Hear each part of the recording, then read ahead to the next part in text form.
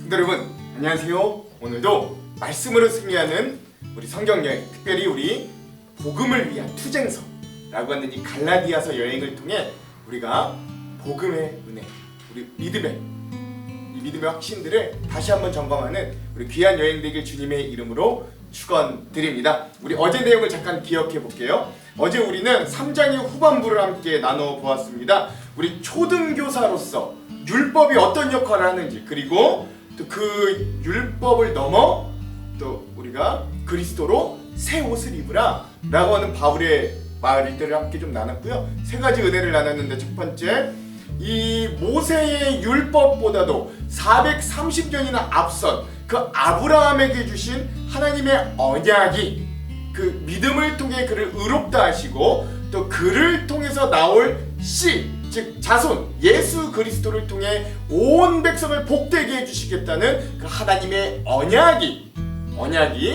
율법보다 앞선다. 이런 것들을 우리가 함께 좀 나눴죠. 그러므로 오늘 우리가 율법과 같은 우리의 신앙생활, 우리의 믿음, 이런 우리가 때로는 그 실패하고 넘어지는 그 모든 영역에 우리가 너무 거기에만 치중할 것이 아니라, 물론 그렇다고 해서 우리의 연약함을 무조건 그냥 다 괜찮아 라고 하는 건 아니지만, 그런 곳에 우리가 자꾸 집중하기보다는 우리가 그럼에도 우리를 구원해 주시겠다, 그럼에도 우리를 살려 주시겠다, 그럼에도 우리를 사랑하시고 일으켜 주시겠다 하시는 주님의 백성 자녀 삼아 주시겠다고 하는 하나님의 약속에 우리가 더 근거하고 거기에 더 집중하고, 그래서 다시금 일어설 수 있어야 된다. 우리 이것들 함께 좀 나눴고요. 두 번째, 그러면 율법은 그러면 정말로 이제는 우리에게 쓸데없는 거냐? 그건 아니다라는 거죠. 율법의 역할은 무엇이냐?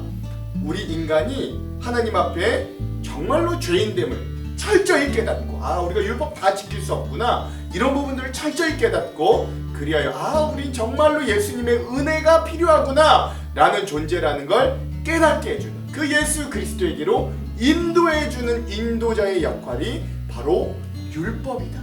그러므로 세 번째, 율법은 우리에게 어떤 역할을 하냐면 초등교사의 역할을 합니다. 우리의 믿음이 성장하기까지 우리 어떻게 해야 되는지, 무엇이 죄이고 무엇이 주님이 원하시는 길인지를 알려주는 초등교사의 역할을 하지만, 그것을 우리가 넘어서 더 성장하여 모든 것을 완전히 이루신 우리의 완전한 중보자 되신 예수 그리스도로 새 옷을 입은, 그래서 더 성숙한, 이제 율법의 간섭과 율법의 어떤 가르침에서 성장하여 벗어나 더 성숙한 그리스도로 새 옷을 입은 성도가 되어야 한다.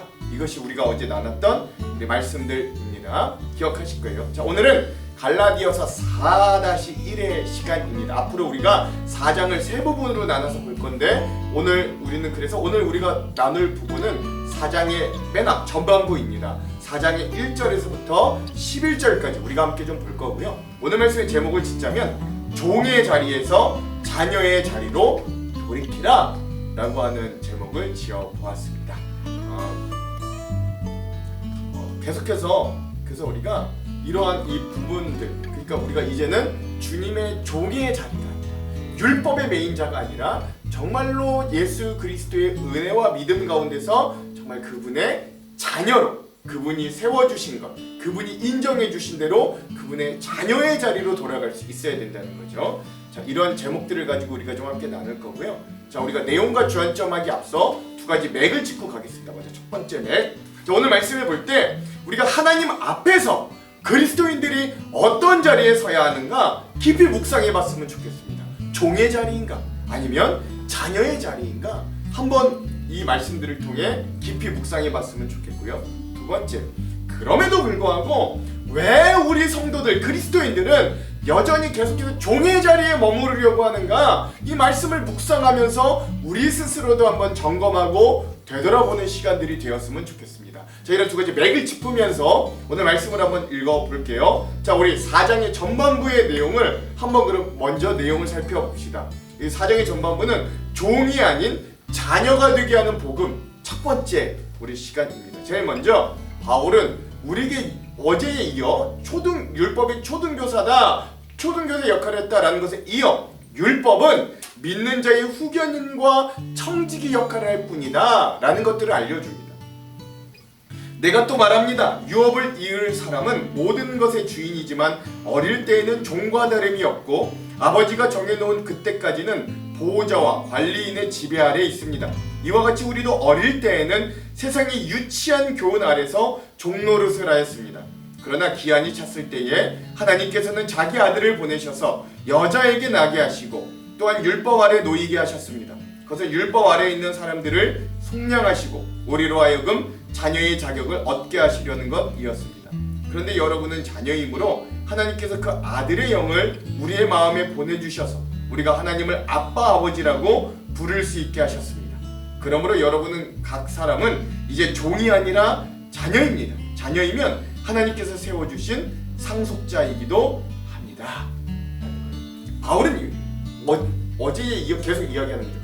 율법은 우리가 그 하나님의 자녀가 되기 위해 온전한 자녀로 성숙하기 위해 우리를 후견해주는, 그리고 우리를 위해 애써주는 후견인과 청지기에 불과하다는 거예요. 사실 우리는 어떤 자냐면, 그래서 어렸을 때는 우리가 그런 율법의 가르침을 받고 때로 종과 같은 모습이 될지도 모르나 예수 그리스도를 통해 때가 차 우리에게 보내주신 예수 그리스도를 통해 우리가 성장했을 땐 오히려 우리가 그런 종의 모습이 아니라 주님이 정말로 우리에게 원하시는 자녀의 모습으로 살 수 있어야 된다는 거예요. 그 자녀는 어떤 자녀냐면 하나님께서 허락해 주신 저 천국의 유업을 상속받을 자녀의 자리까지 가야 된다라는 거예요. 즉 믿는 자, 예수 그리스도로 구원 얻은 자는 더 이상 하나님의 종의 모습이 아니라 자녀의 모습으로 설 수 있어야 된다는 겁니다.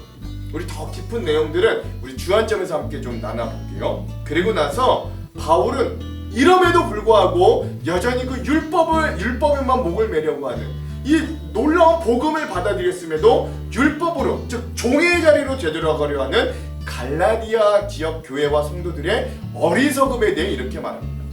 그런데 전에는 여러분이 하나님을 알지 못해서 본디 하나님이 아닌 것들의 종노릇을 하였지만 지금은 여러분이 하나님을 알 뿐만 아니라 하나님께서 여러분을 알아주셨습니다. 그런데 어찌하여 그 무력하고 천하고 유치한 교훈으로 되돌아가서 또다시 그것들에게 종노릇을 하려고 합니까?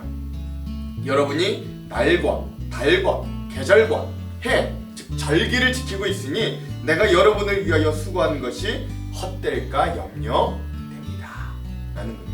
여러분 잘 알다시피 이 고린도 지역 교회들이 복음으로 예수 그리스도를 믿고 교회가 생겨났지만 이 당시에 이 거짓 교사들이 막 판쳤던 겁니다. 그래서 야, 예수님 믿는 것 좋아, 맞아, 그 예수님 때문에 우리가 구원받는 건 맞아, 근데 그것만으로는 부족해. 그러니까 우리가 율법을 지켜야 돼. 율법이 우리에게 명시한 절기, 뭐 해, 달, 계절, 뭐 유월절, 수장절, 뭐 그 외 수많은 율법의 조항들 우리가 다 지켜야, 그러니까 예수 믿는 것에 더해서 그 율법을 지켜야 우리가 구원을 얻어 라고 하는 거기에 꾀임을 받아 이들이 다시 옛날 그 율법을 열심히 지키는 대로 막 돌아가고 있었다는 거예요. 그러자 바울이 말하는 거예요. 너희가 어떻게 하나님의 자녀된 자리에서 다시 하나님의 종된 자리로 퇴행하느냐, 돌아가려고 하느냐라고 이야기하는 거죠. 이 부분에 대해서도 우리 한번 이 주안점에서 깊은 은혜를 나눠보도록 하겠습니다. 자, 그럼 오늘 이 부분 우리 갈라디아서 4장의 전반부의 핵심 구절을 한번 살펴볼게요. 4절에서 5절입니다. 때가 참에 하나님이 그 아들을 보내사 여자에게서 나게 하시고 율법 아래에 나게 하신 것은 율법 아래에 있는 자들을 속량하시고 우리로 아들의 명분을 얻게 하려 하심이라. 아멘. 그렇죠. 그래서 우리가 전에는 율법에 속해 있는, 우리가 어렸을 때에는 율법, 초등교사인 율법에 매여 있는 종과 같은 모습이라 할지라도 때가 차 주님이 예수 그리스도를 보내주셨을 때는 그를 믿는 믿음 안에서 우리가 온전한 자녀로 나아갈 수 있다, 우리 선포하는 이 바울의 말씀을 오늘 말씀의 핵심 구절로 삼아 보았습니다. 자, 그럼 오늘 이 부분에 대한 주안점 세 가지를 함께 나누고 말씀을 한번 읽어볼게요. 먼저 첫 번째, 자, 어제 본문에서 바울은 우리 그리스도인들이 예수 그리스도의 십자가 희생을 통해 죄사함을 받은 은혜를 통해 그를 믿음으로 온전한 구원에 이룰 수 있음을 계속해서 좀 알려주는 겁니다. 그런 그리스도인들에게 그럼 율법은 전혀 무익한가? 라고 했을 때 바울은 그것도 아니다 라고 대답하죠. 그러면서 그리스도인들에게 율법의 역할을 알려주었는데 그건 성도가 스스로를 죄인되게 철저히 깨닫게 하고, 그러므로 예수 그리스도의 온전한 구원이 우리에게 절실히 필요하구나 라고 하는 것을 느끼게 해주는 초등교사, 즉 몽학선생의 역할을 율법이 한다 라고 하는 걸 우리가 기억할 수 있을 거예요.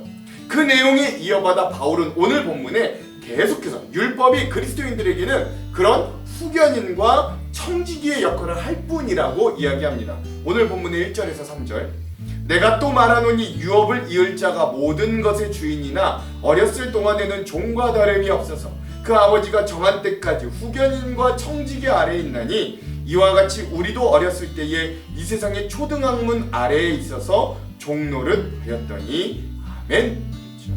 여기서 말하는 이 우리 그리스도인을 지칭하는 유업 이을 자라는 말은 아버지의 뒤를 이어 모든 것을 상속받고 다스려야 하는 자녀의 자리를 의미합니다.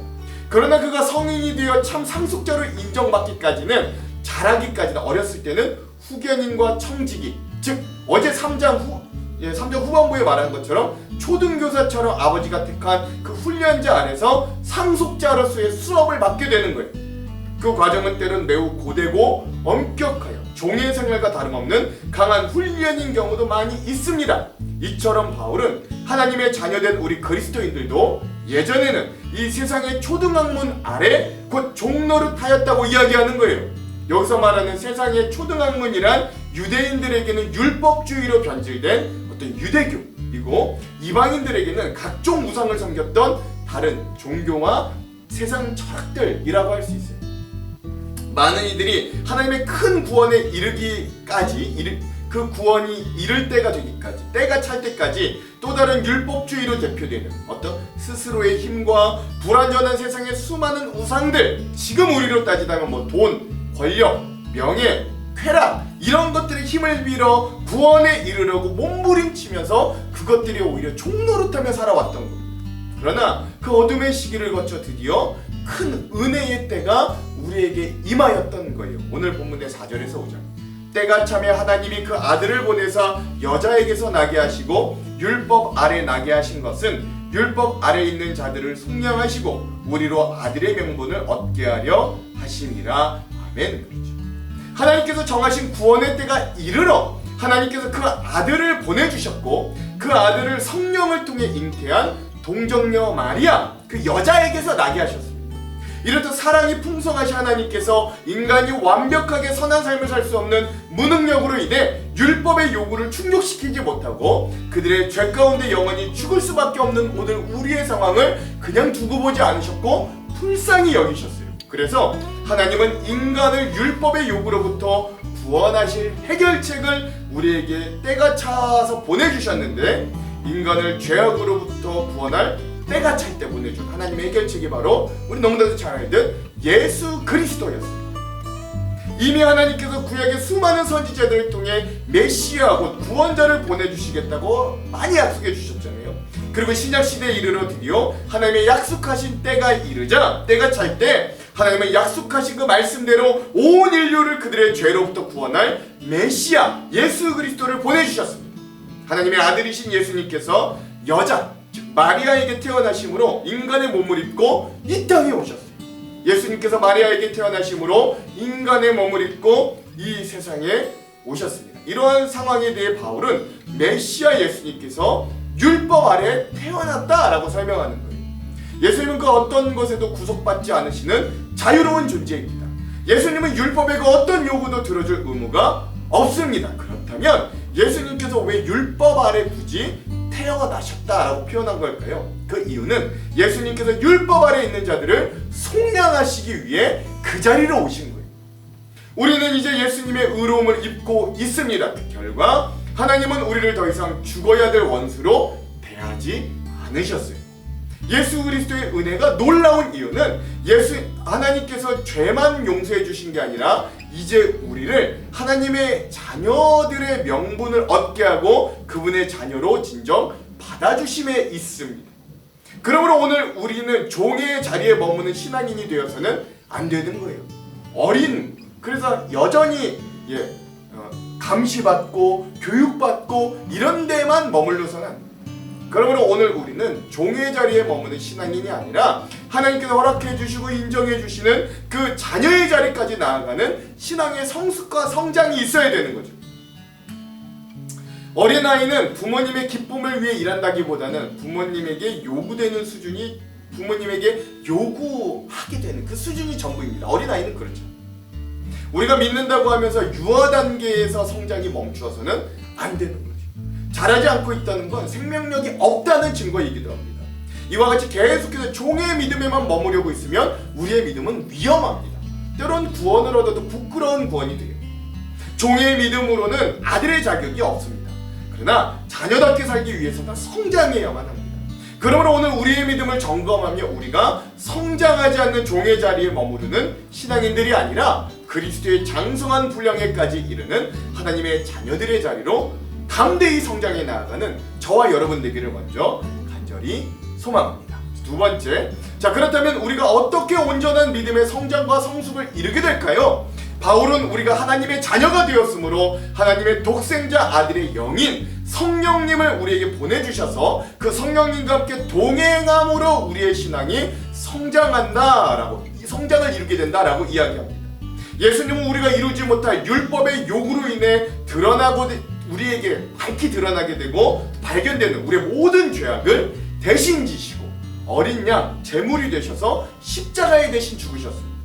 우리의 죄는 주님께로 전가되어지고 반대로 그 예수님의 의로움이 우리에게 전해져서 그렇게 우리는 하나님 앞에 의롭다 여김을 받을 수 있고 하나님의 자녀가 되었습니다.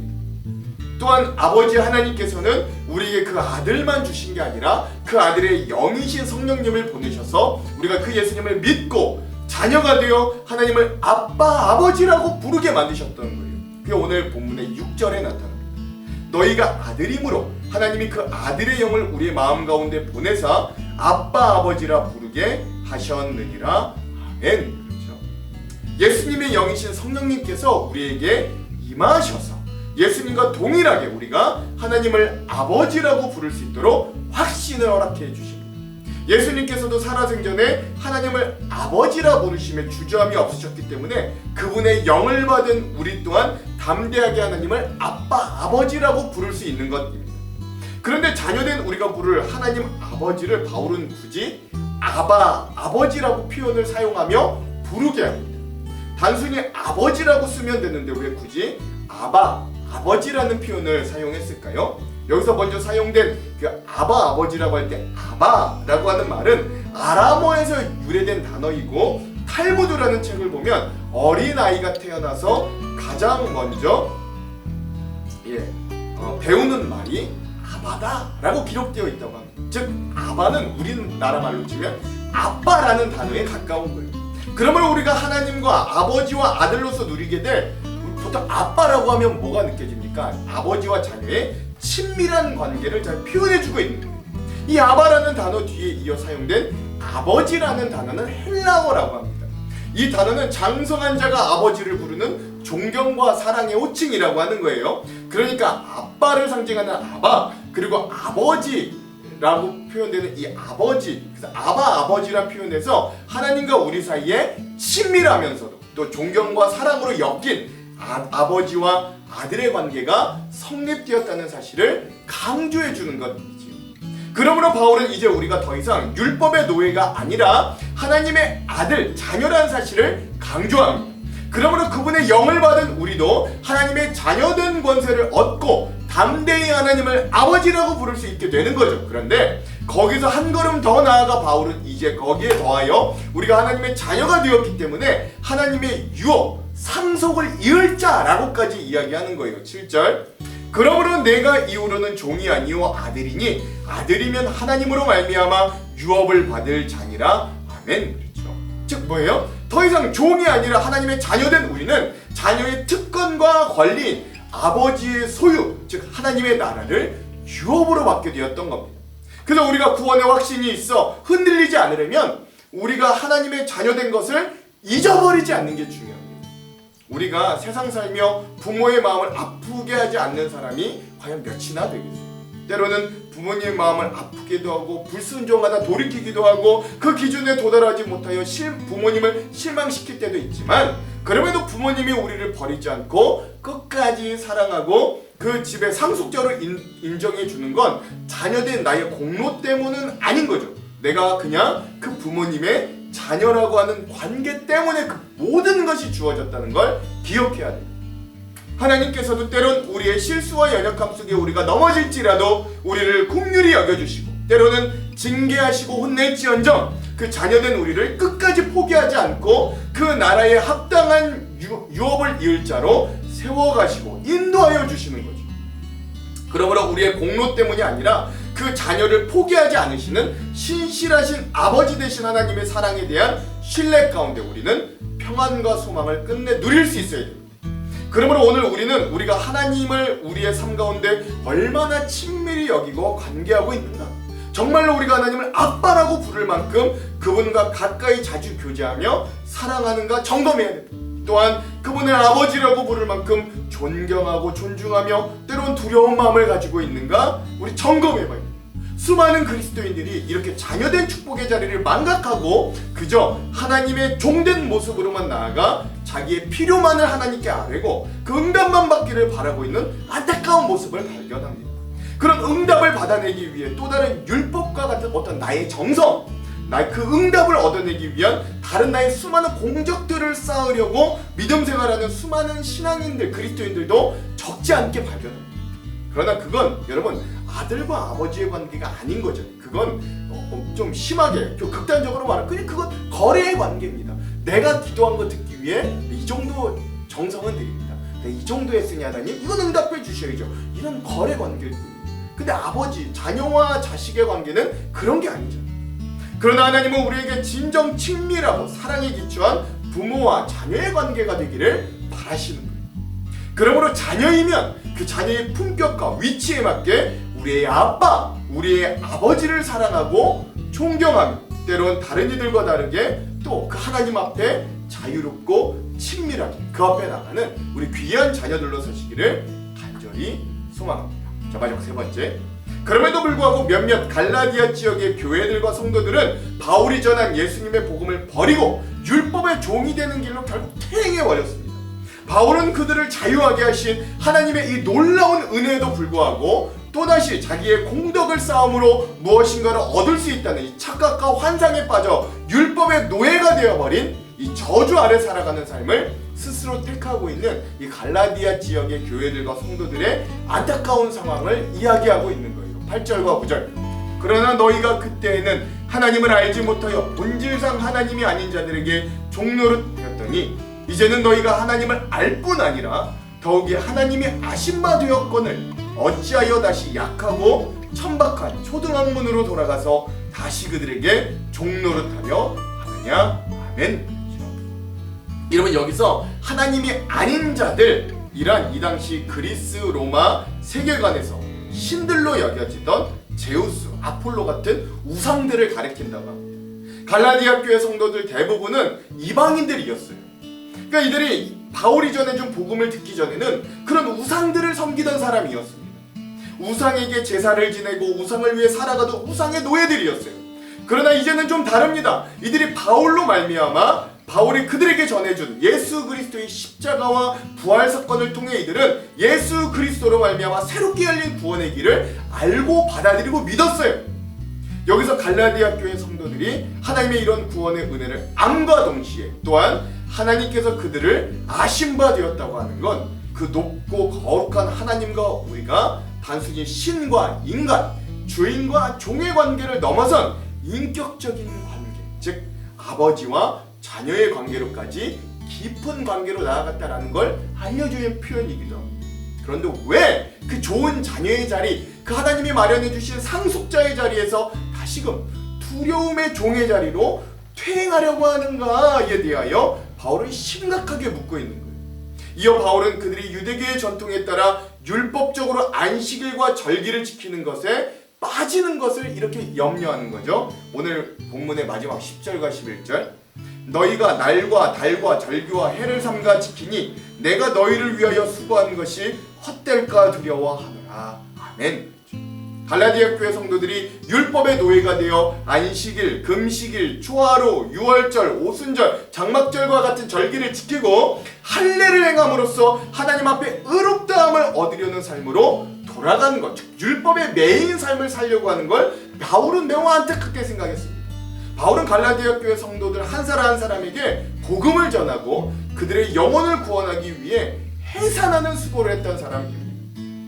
그는 한 사람 한 사람을 복음으로 전도하기 위해 온갖 노력을 아끼지 않았을 거예요. 그러나 이제 바울은 갈라디아 지역의 교회들과 성도들이 거짓 교사들의 꿰매 넘어감으로 자신이 그동안 그들을 위하여 헌신했던 모든 복음의 수고와 노력이 헛되게 될까봐 두렵다고까지 하는 거죠.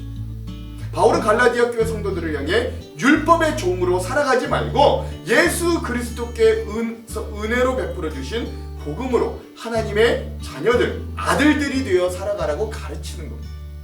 오늘 바울이 이 갈라디아 교인들에게 전해준 이 간절한 권면은 오늘 우리들에게도 굉장히 큰 울림을 주는 거예요. 하나님께서 우리 한 사람 한 사람을 그 자녀로 부르시기 위해 그 독생자 아들을 인간의 몸으로 이 땅에 보내주셨습니다. 그리고 예수님은 또한 율법 아래 이루신 모든 의를 우리들에게 주셨고 우리가 지키지 못한 모든 율법의 죄값을 지고 십자가에 죽으셔서 우리를 대속해 주셨습니다. 또한 성령 하나님을 우리에게 보내주셔서 우리 주님과 같이 하나님을 아빠, 아버지라고 부르게 해주셨어요. 그런데 우리는 그 큰 은혜와 사랑으로 하나님의 자녀가 되었음에도, 상속자가 되었음에도 불구하고 여전히 내 신앙의 결점들을 찾으면서 연약함에만 집중하면서 내가 과연 그 하나님의 자녀가 맞는지 두려움 속에 더 견고한 신앙의 공로를 쌓으려고 애를 쓰고 있는지도 모르겠습니다. 하나님의 사랑 안에서 그 은혜에 감사하여 하나님의 형상을 회복해 가려는 우리의 구원의 여정은 참으로 아름다운 것이지만 복음 안에서 하나님의 용서에 대한 확신이 없이 어떤 내 공로로 율법주의와 같은 자기의 의의 그늘 아래 자기의 신앙의 뿌리를 두는 건 그 아들을 주신 하나님의 사랑을 헛되이 하는 것과 같은 것. 그러므로 종의 자리에서 우리가 주님의 자녀의 자리, 아들의 자리로 나아갑시다.